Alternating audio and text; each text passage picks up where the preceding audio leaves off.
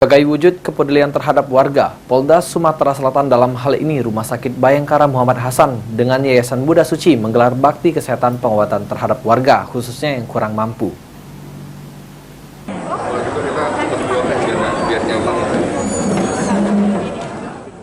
Sebagai wujud kepedulian terhadap warga, Polda Sumatera Selatan dalam hal ini Rumah Sakit Bayangkara Muhammad Hasan dengan Yayasan Buddha Suci menggelar bakti kesehatan pengobatan terhadap warga, khususnya yang kurang mampu. Dalam pelaksanaan bakti kesehatan ini, Polda Sumsel dan Yayasan Buddha Suci menerjunkan sejumlah dokter yang ahli di bidangnya masing-masing, serta satu kamar operasi portable.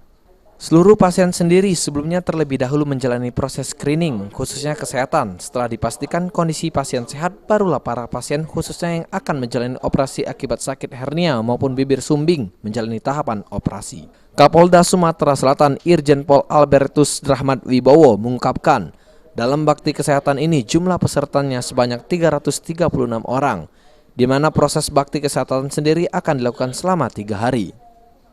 Mereka akan dilayani selama 3 hari dari Jumat, Sabtu sampai hari Minggu, dibagi dalam 3 gelombang, dan sebelumnya mereka sudah di screening apakah layak untuk dilakukan tindakan. Sebelumnya yang mendaftar itu ada 730-an orang, tetapi yang layak untuk dilakukan tindakan 336. Semoga semuanya berjalan dengan lancar. Sementara itu, perwakilan Yayasan Buddha Suci berharap dengan pelaksanaan bakti kesehatan ini, seluruh pasien bisa sembuh dan pulih seperti sedia kala. Ini kita berharap mereka dapat sembuh dari sakitnya sehingga hidup mereka semakin akan.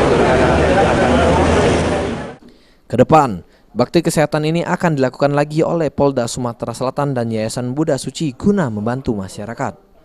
Firman Hidayat, PAL TV.